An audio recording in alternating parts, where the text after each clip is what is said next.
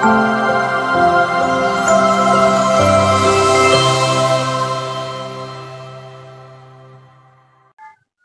இயேசு கிறிஸ்துவுக்குள் அருமையானவர்களே, இறைவார்த்தை பகிர்வு நிகழ்வுக்கு உங்கள் அனைவரையும் அன்போடு வரவேற்கிறேன். பிரியமானவர்களே, திருவருகை காலத்தினுடைய 4வது ஞாயிற்றுக்கிழமை எல்லாம் இருக்கும். அன்பின் ஞாயிறாக இந்த ஞாயிறை நாம் கொண்டாடுகிறோம். ஏனென்றால் அருகாமையிலே நம் ஆண்டவருடைய பிறப்பு இருக்கிறது. இன்றைய வாசகங்கள் அனைத்தும் 3 விதமான செய்தியை நமக்கு சொல்லுகிறது. சிறப்பாக இன்றைய முதல் வாசகம் மீகா இறைவாக்கினருடைய புத்தகத்திலே தான் நமக்கு கொடுக்கப்பட்டிருக்கிறது. மீகா இறைவாக்கினர் தம் மக்களை வழிநடத்த போகிறவர் உங்களிடமிருந்தே தோன்றுவார் இந்த செய்தியை சொல்வதோடு மட்டுமல்லாமல் எதிர்பார்த்து காத்திருந்த ஒரு செய்தியை மாற்றி சொல்லுகிறார். அதாவது பிறக்க போகிறவர், இஸ்ரவேலை ஆளவிருக்கிறவர் இஸ்ரவேலிலே பிறப்பார் என்கின்ற ஒரு எதிர்பார்ப்பு யூதர்கள் மத்தியிலே இருந்தது. ஆனால் மீகா இறைவாக்கினர் அதை அழகாக வேறு மாதிரியாக சொல்லுகிறார். எப்ரத்தா எனப்படும் பெத்லகேமே, இஸ்ரவேலை ஆளப் போகிறவர் உம்மிடமிருந்தே தோன்றுவார். அவர் அமைதியின் அரசராக இருப்பார், அன்பின் ஆட்சியை செலுத்துவார். இந்த செய்தியை சொல்லுடைய நோக்கம், ஏற்கனவே அரசன் இருந்தான், ஆனால் இல்லாமல் போய்விட்டான். அவன் தனது மந்தையை சரியாக மேய்க்கவில்லை. அவன் தனக்குத்தானே வாழ்ந்து கொண்டான், மக்களுக்காக வாழவில்லை. ஆனால் இதோ இறைவன் வருகிறார், அரசர் வருகிறார். இவர் நல்ல மேய்ப்பராக இருப்பார், மக்களை ஆள்வார், அவர்களை அடிமைதனத்திலிருந்து மீட்டெடுப்பார் என்ற ஒரு மகிழ்ச்சியான செய்தியை மீகா இறைவாக்கினர் எடுத்து போகிறார். இந்த இடத்திலே நாம் ஒன்று நன்றாக அறிந்து கொள்ள வேண்டும். யூதர்கள் அனைவரும் மெஸ்ஸியாவை எதிர்பார்த்து காத்து கொண்டிருந்தார்கள். இந்த மெஸ்ஸியா என்பவர் அவர்களுக்கு வாழ்வளிப்பவராகவும் அடிமை நிலையிலிருந்து அவர்களை மீட்பவராகவும் இருப்பார்கள். அதனால் அதிகாரமிக்க மெஸ்ஸியாவாக அவர் இருப்பார் என்றுதான் எதிர்பார்த்தார்கள். ஆனால் அவர்கள் எதிர்பார்த்த மெஸ்ஸியா அதிகாரத்தினுடைய மெஸ்ஸியா. ஆனால் இயேசு கிறிஸ்துவோ அன்பினாலே அனைத்தையும் செய்தார், அதிகாரம் செய்யவே இல்லை.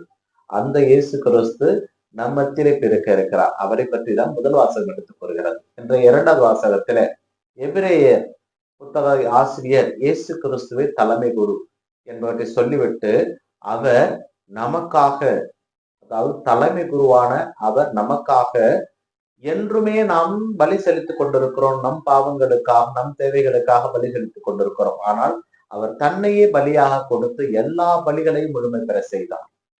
அவர் நம் பாவங்களுக்காக தன்னை கழுவாக கொடுத்து அவர் மொத்த பலியாக தன்னை கொடுத்தார். அவர் நமக்கானவர், நமக்காக அவர் வந்திருக்கிறார்.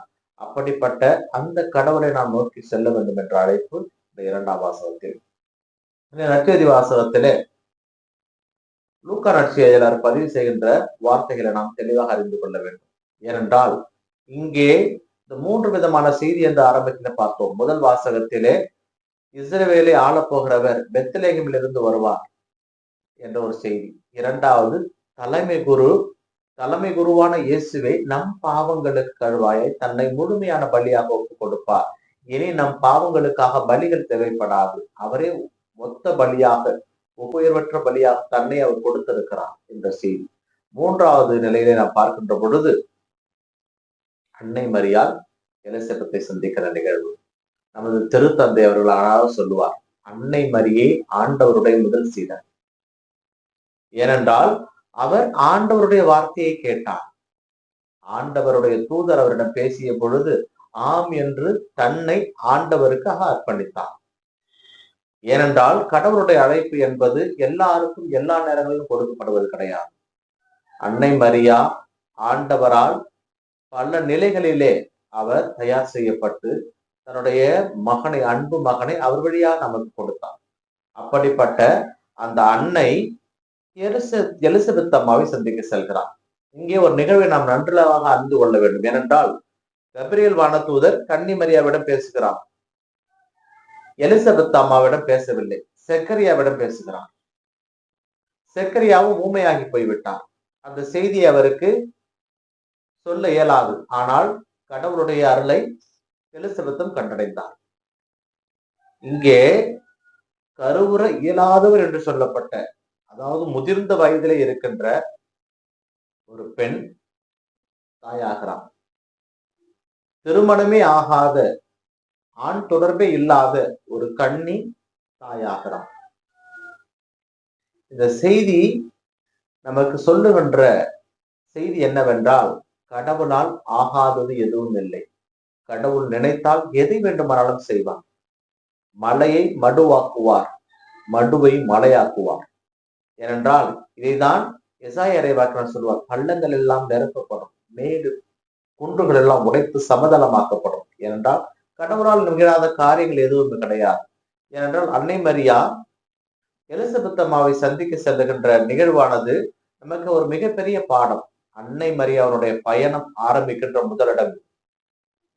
அன்னை மரியா தனது உறவினர் பெண்ணாகி எலிசபெத்தை சந்திக்க செல்கிறார். தன்னுடைய முதல் பயணத்தை ஆரம்பிக்கிறார். இங்கே ஆரம்பித்த அவருடைய பயணம் தொடர்ந்து கொண்டே இருக்கும். முதலிலே எலிசபெத் அம்மாவை சந்திக்க செல்வார். அதன் பிறகு அவர் எகிப்துக்கு போவார்.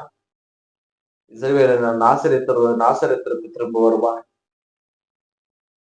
இந்த பயணங்கள் எல்லாம் அன்னை மரியா வாழ்வோடு கலந்தது. கடவுளுக்கான அந்த பயணம், தேடலின் பயணம், பாதுகாப்பின் பயணம், தன்னை நாடி செல்பவர்களுக்கு உதவி செய்கின்ற பயணம். இதே பயணம்தான் இதன் பிறகு முதன்முறையாக எலிசபெத் அம்மாவுக்காக உதவி சேர்க்கிறார். பிறகு இயேசு கிறிஸ்துவை காப்பாற்றுவதற்காக எகிப்துக்கு ஓடி போகிறார். அங்கிலிருந்து பெத்லகேம் போகிறார். இப்படி அன்னைமருடைய பயணம் நீடித்துக் கொண்டே இருக்கிறது. இயேசு கிறிஸ்து பிறந்த பிறகு அவர் எருசலேம் ஆலயத்திற்கு இயேசுவை அழைத்து செல்கிறார். இயேசு எலிசபெத் அங்கு ஆலயத்திலே காணாமல் போடும்போது மீண்டுமாக அவர் அந்த பயணத்தை மேற்கொள்கிறார். மீண்டுமாக கானா ஒரு திருமணத்திற்கு அவர் நடைப்பயணம் மேற்கொள்கிறார். இப்படி அன்னை மரியாவுடைய பயணம் நீடித்துக் கொண்டே இருந்தது. இறுதியாக கல்வாரிக்கு தன் மகனோடு பயணம். இயேசு கிறிஸ்து இறந்து உயிர்த்து விண்ணகம் சென்ற அந்த இடைப்பட்ட காலகட்டத்திலே அன்னை மரியா சீடர்கள் அனைவரோடும் பயணம்.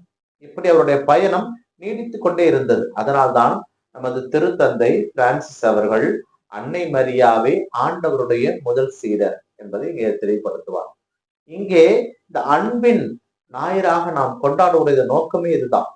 அன்பு யார் மேல் வரும், எதற்காக வரும் என்பது நமக்கு தெரியாது. ஆனால் ஒருவர் மீது நாம் கொண்டு இருக்கிற அன்பை செயலிலே காட்ட வேண்டும்.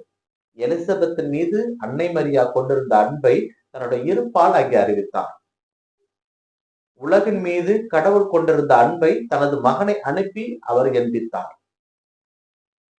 அன்னை மரியாவை சந்தித்த எலிசபெத்து தனது அன்பை வாழ்த்தால் அறிவித்தார்.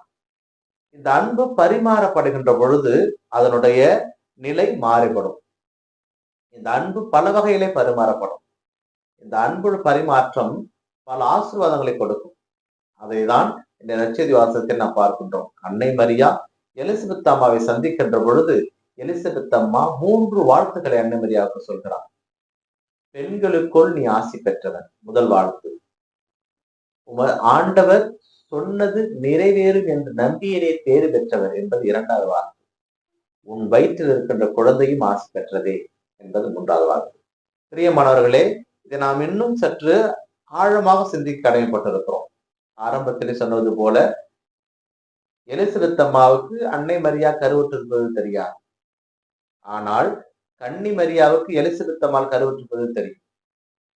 இந்த இடத்திலே இந்த அன்பு எந்த அளவுக்கு பகிரப்படுகிறது என்றால், தூய ஆவி உன் மீது நிழலிடும், உன்ன கடவுளுடைய வல்லமை உன் மீது இறங்கும், நீர் ஒரு குழந்தையை பெறுவீர், அவருக்கு இயேசு என்று பெயர்வீர் என்று கபிரியேல் வானத்தவர் சொன்னார் அல்லவா. தூய ஆவியை பெற்றுக்கொண்ட அன்னை மரியா எலிசபெத் அம்மாவை சந்திக்க செல்கிறார்.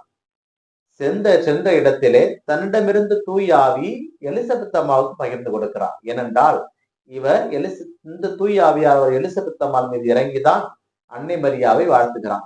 என் ஆண்டவருடைய தாய் என்னிடம் வர நான் பாக்கியம் பெற்றது எப்படி? இந்த நிகழ்வு இயேசு கிறிஸ்துவும் திருமுழுக்கு யோவானும் சந்திக்கின்ற நிகழ்வு. திருமுழுக்கு யோவான் ஆண்டவரை பார்த்தவுடன் அக்களிப்பால் சொல்லி எழுவான். தூய ஆவி அதை நிகழ்த்துவான். இந்த அன்பின் சந்திப்பு இருக்கிறது அல்லவா, அது மிகவும் மகிழ்ச்சியானது. ஏறத்தாழ 10ஆம் வகுப்பு படித்து விட்டு 15 வருடம் கழித்து சந்திக்கின்ற அந்த நண்பர்களுடைய அன்பு எந்த அளவுக்கு நெருக்கமாக இருக்குமோ அந்த அளவுக்கு நெருக்கம் தான் அன்னை மரியாவுடைய சந்திப்பும் எலிசபெத்துடைய சந்திப்பும். வயது முதிர்ந்த வயதில் இருந்த எலிசபெத் அம்மாவை சிறு கண்ணி சென்று அவரை பேணி பாதுகாப்பது, என் ஆண்டவருடைய தாய் என்னிடம் வர என்று அவர் தன்னை தாழ்த்தி கொள்வது, நான் ஆண்டவருடைய அடிமை என்று இவரை தாழ்த்திக் கொள்வது இவையெல்லாம் அன்பினுடைய உச்சம். பிரியமானவர்களே, இன்றைய இந்த ஞாயிறு வாசகங்கள் நமக்கு சொல்லுகின்ற பாடம் என்னவென்றால், இயேசு கிறிஸ்து தரும் அமைதி. இயேசு கிறிஸ்து தரும் அமைதி நமக்கானது. அந்த அமைதியை நம்ம கொடுப்பதற்காகவே இயேசு கிறிஸ்து பிறக்க இருக்கிறார். யோவான் நற்செய்தியிலே 11வது பிரிவு 27வது இறைவாக்கில் நாம் வாசிக்கலாம். என் அமைதியை உங்களுக்கு அளிக்கிறேன், ஆனால் என் அமைதி உலகம் தரும் அமைதி போன்றது அல்ல.